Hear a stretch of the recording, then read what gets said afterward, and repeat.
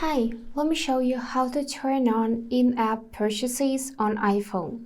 So as a first step, find and open your settings.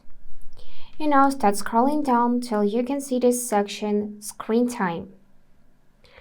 So here you need to find Content and Privacy Restrictions. Tap it. And now, if it is turned on, the switch will be green. If it is turned off, then it will look like this. So everything will be inactive. Now, when it's turned on, you need to go ahead and choose App Installations and Purchases.